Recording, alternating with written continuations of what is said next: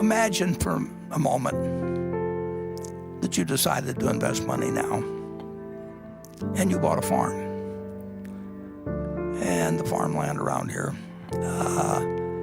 let's say you bought 160 acres, and you bought it at X per share, or per acre.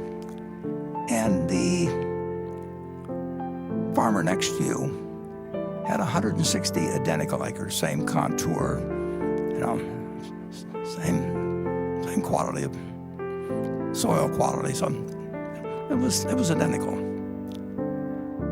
And that farmer next door to you was a very peculiar character, because every day that farmer with the identical farm said, "I'll sell you my farm, or I'll buy your farm at a certain price," which he would name. Now, that's a very obliging neighbor. I mean, that's got to be a plus to have a fellow like that with the next farm. You don't get that with farms. You get it with stocks.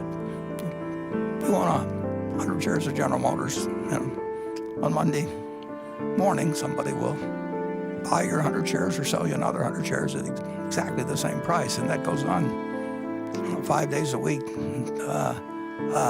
But just imagine if you had a farmer doing that.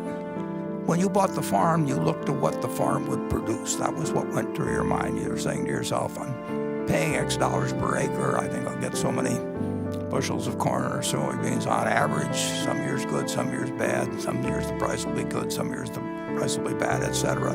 But you think about the potential of the farm.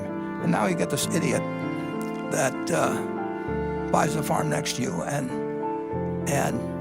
on top of that, he's sort of a manic depressive and drinks, maybe smokes a little pot. So his numbers just go all over the place. Now, the only thing you have to do is to remember that this guy next door is there to serve you and not to instruct you. You bought the farm because you thought the farm was had the potential. You don't really need a quote on it.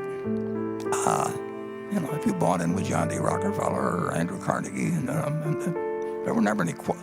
Well, there were quotes later on, but basically, you bought into the business, and that's what you're doing when you buy stocks.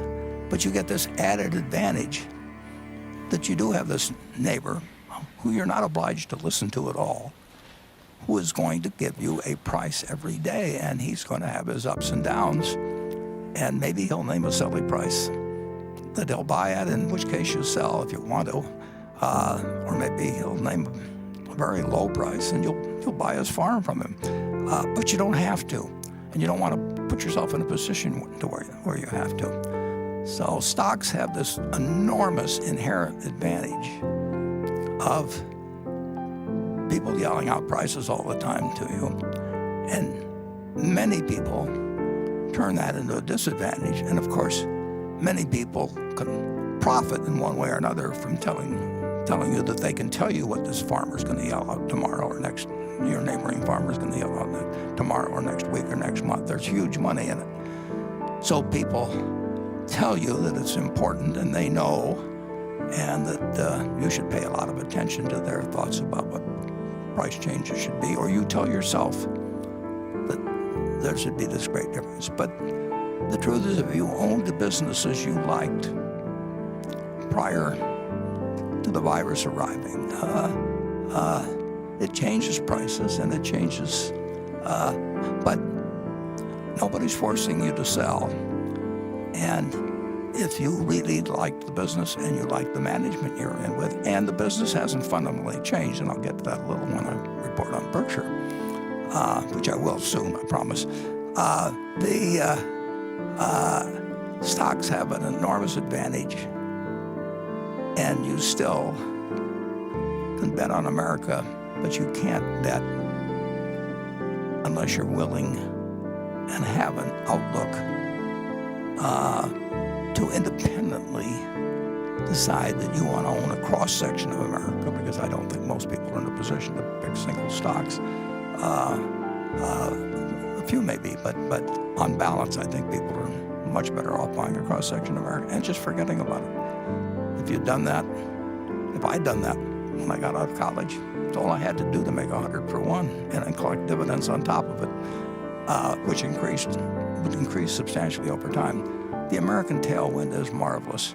American business represents, and it's going to have interruptions, and you're not going to foresee the interruptions, and you do not want to get yourself in a position where those interruptions can affect you, either because you're leveraged or because you're psychologically unable to handle looking at a bunch of numbers. If you really had a farm and you had this neighbor, and one day he offered you $2,000 an acre, and the next day he offers you $1,200 an acre, and maybe the day after that he offers you $800 an acre, are you really going to feel that at $2,000 an acre, when you had evaluated what the farm would produce, are you going to let this guy drive you into thinking I better sell because his number keeps coming in lower all the time?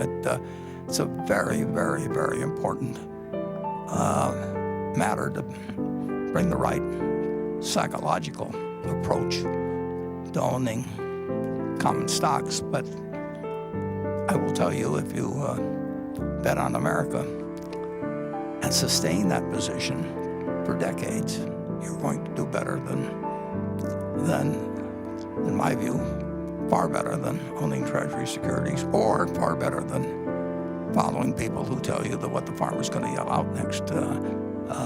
There's huge amounts of money that people pay for advice they really don't need.